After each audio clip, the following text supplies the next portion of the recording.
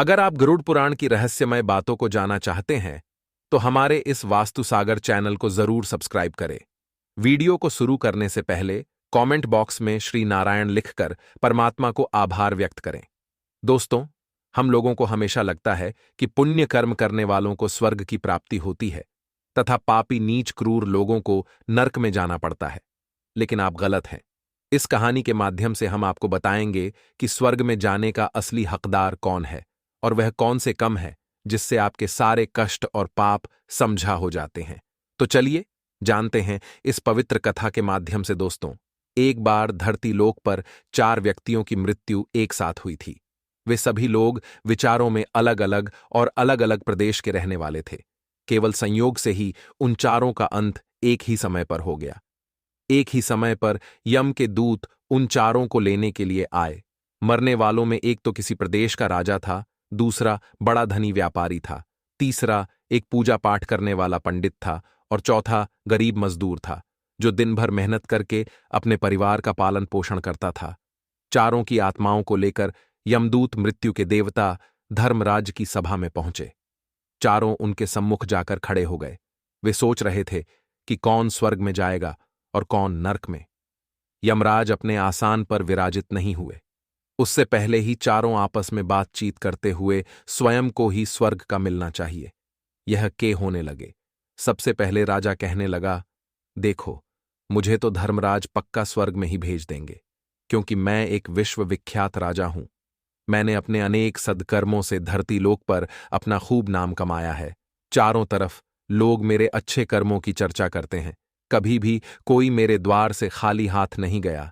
जो भी आया मैंने उसे इतना दिया कि वह जीवन भर मेरा नाम नहीं भूल पाएगा। हर तरफ मेरे नाम का यशोगान हो रहा है। मेरे द्वारा लुटाए गए दान से लाखों लोगों को खाने को अन्न मिला, रहने को आश्रय मिला। इसलिए मेरे कर्मों को देखते हुए धर्मराज मुझे पक्का ही स्वर्ग में भेजेंगे। मित्रों, राजा की बात सुनकर वह धनी व्यापारी कहने लगा, हे भाई, मैंने तो पृथ्वी पर रहकर खूब धन कमाया और मैंने अपनी कमाई का 11वां हिस्सा सदैव दीन दुखियों की सहायता में उपयोग किया है। वीडियो में अंत तक बने रहे, क्योंकि आधे अधूरे ज्ञान से कभी सफलता नहीं प्राप्त होती है। मेरे शुभ कर्मों को देखते हुए धर्मराज मुझे ही स्वर्ग में भेजेंगे। दोस्तों, ये बात मैं पहले से ही जानता हूं। व्यापारी की बात सुनते ही पंडित जी कहने लगे, अरे भाई, क्यों फिजूल की बातें कर रहे हो? स्वर्ग में जाना कोई आसान काम नहीं है। स्वर्ग में जाने के लिए दान धर्म के साथ साथ पूजा पाठ करना पड़ता है। इसलिए स्वर्ग में, परंतु नहीं करूंगा, क्योंकि मैंने भगवान का खूब जब तक पूजा पाठ किया है। पूरा जीवन मेरा पूजा आराधना में बीता है। दोस्तों, कमेंट बॉक्स में श्री नारायण लिखकर परमात्मा को आभार व्यक्त करें। मेरे शुभ कर्मों के कारण मुझे ही धर्मराज स्वर्ग का दरवाजा खुलेंगे। यह बात मैं अच्छी तरह से जानता हूं। जब इस प्रकार तीनों ने अपनी अपनी बातें की अपने अपने लिए, तो आप सब उसे चौथे व्यक्ति मजदूर की ओर की देखते हैं कि अब यह क्या कहता है। क्या इसमें भी कोई अच्छा काम किया है या नहीं, या फिर इसका पूरा जीवन मजदूरी करते हुए दूसरों के अधीन रहकर ही देता है। मजदूर उन सब की बातों को चुपचाप नीचे नजरें झुकाए खड़ा सुनता रहा और वे तीनों बड़े गर्व से अपनी प्रशंसा में झूठे थे। तभी धर्मराज अपने साथी चित्रगुप्त के साथ दरबार में हाजिर होते हैं। चित्रगुप्त के हाथों में एक मोटी सी किताब थी जिसमें समस्त प्राणियों के कर्मों का लेखा जोखा लिखा था। धर्मराज अपने आसन पर विराजमान होते हैं। उसके बाद चित्रगुप्त ने राजा को अपने पास बुलाया और उससे पूछने लगे कि तुम बताओ, तुम तो धरती पर बड़े ही प्रख्यात राजा थे। तुमने अपने जीवन में कौन कौन से शुभ कर्म किए हैं तथा कितने लोगों को दुख दिया है, कितने लोगों का भला किया है, ने अपनी पुस्तक में देखकर यह फैसला करूंगा कि आप स्वर्ग में जाने के अधिकारी हैं या नहीं। तब बड़े गर्व के साथ राजा अपने कर्मों को बताता है, हे भगवान, मैं एक बहुत बड़े राज्य का स्वामी था। मेरा राज्य बड़ा ही समृद्ध और खुशहाल था। मेरे राज्य में दिनहीन गरीब लोग बहुत ही कम थे। सब मेरी छत्र छाया में बड़े आनंद के साथ जीवन यापन कर रहे थे। मैंने अपने राज्य के लोगों को किसी चीज की कमी नहीं होने दी। मैं हर भूखे को भोजन मिलता था। लाखों की धन मोहरें उन्हें रोज दान में दी जाती थीं। प्रजा के लोग मुझसे बहुत खुश रहते थे। दिन रात में यही मेरे जीवन के अच्छे कर्म हैं। राजा की बात सुनकर चित्रगुप्त ने अपनी पुस्तक उठाई और उसमें देखने लगे। पुस्तक में देखकर उन्होंने राजा को बताया कि तुम जो खा रहे हो वह सर्वथा सत्य है। तुमने अपनी प्रजा को बहुत दिया है, परंतु इसके साथ साथ तुमने बहुत बड़ा अपराध भी किया है। तुमने अपनी राज्य की सीमा को बढ़ाने के लिए जितने युद्ध लड़े हैं, उन युद्धों में हजारों लाखों की संख्या में सैनिकों ने अपनी जान गंवाई है। उन सब की मृत्यु का कारण तुम बने हो। उनके परिवारों को, उनके बच्चों को अनाथ करने वाले तुम हो। उनकी स्त्रियों को विधवा बनाने वाले भी तुम हो। उनकी मां की गोद भी सुनी करने व तुम हो। तुमने अपने ही सैनिकों के हजारों परिवारों को घर दुख दिया है। युद्ध लड़कर राज्य बढ़ाने से अच्छा था कि तुम अपने पड़ोसी देशों से मित्रता करके उनके साथ व्यापार बढ़ते। आपका राज्य तब भी समृद्ध और संपन्न रहता। तुमने अपनी प्रजा को नहीं, सैनिकों को सुर्खी बनाया है, इसलिए तुम स्वर्ग के अधिकारी नहीं हो। यह बात सुनकर राजा चुपचाप पीछे हो गया। उसके बाद चित्रगुप्त ने व्यापारी से पूछा, आपने धरती पर कौन कौन से अच्छे कर्म किए हैं? तब व्यापारी कहता है, हे भगवान, मैंने धरती पर जितना धन कमाया उसका 11/11वां भाग अच्छे कामों में लगाया। लाखों लोगों को भोजन कराया, कई आश्रमों को दान दिया है, कई बेघर लोगों को अपने ढंग से भर दिया है, कई शहरों में मंदिरों का निर्माण कराया है, कई जगह पर धर्मशालाएं बनवाई हैं, प्रत्येक तीर्थ में भंडारे करवाए हैं। यही मेरे जीवन के अच्छे कर्म हैं। व्यापारी की बात सुनने के बाद चित्रगुप्त ने अपनी पुस्तक खोली, जिसमें उसके जीवन के सारे अच्छे बुरे कर्म लिखे हुए थे। चित्रगुप्त ने बताया कि देखो, तुम कहते हो वह सत्य है।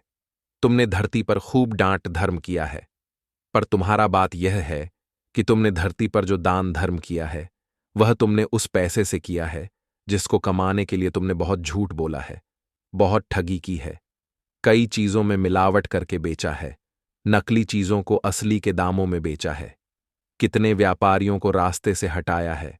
तुम इन कर्मों से अनजाने में कितने लोग बीमार होकर मार गए, कितनों ने आत्महत्या कर ली, कितनों की मेहनत का पैसा तुम्हारे पास चला आया।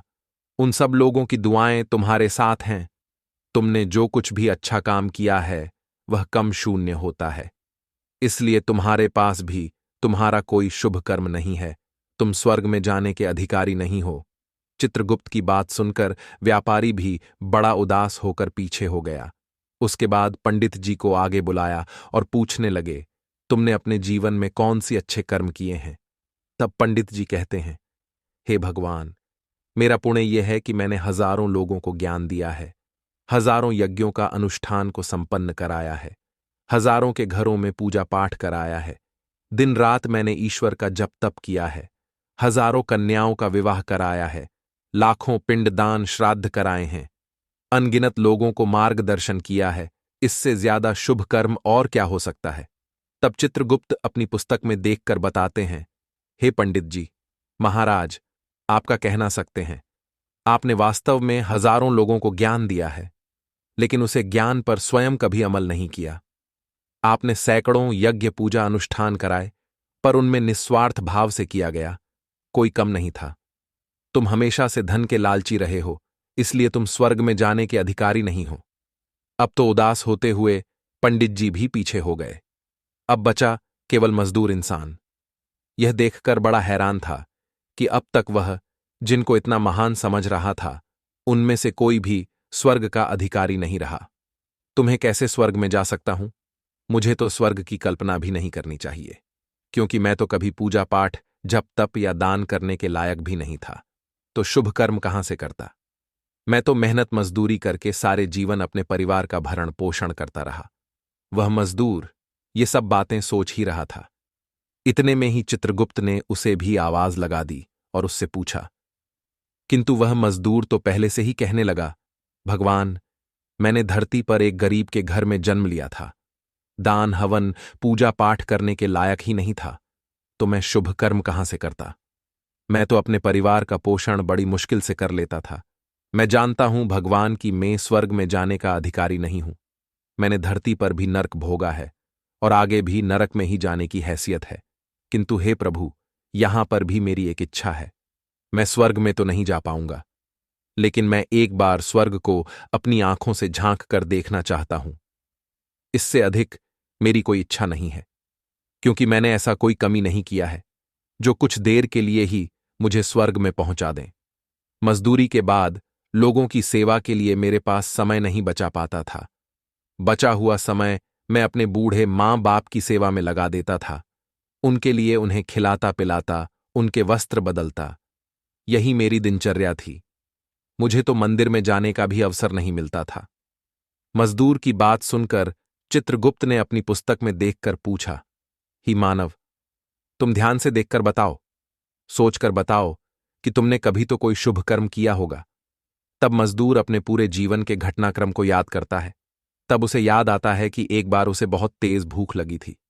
रोटी खाने के लिए बैठा ही था, कितने में वहां एक बहुत ही कमजोर बीमार कुत्ता टहलता हुआ गया, जो ठीक से चल भी नहीं पाता था। वो आकर मेरे सामने बैठ गया और मेरी रोटी की ओर गौर से देखने लगा। समझ गया कि वो कुत्ता बहुत भूखा है। मेरे अंदर से आवाज आई कि बेजुबान जानवर को छोड़कर तू अकेला कैसे खा सकता है। मैंने रोटी स्वयं न खाकर उस कुत्ते को खिला दी। उस दिन मैंने पूरे दिन भूखे पेट रहकर ही काम किया था।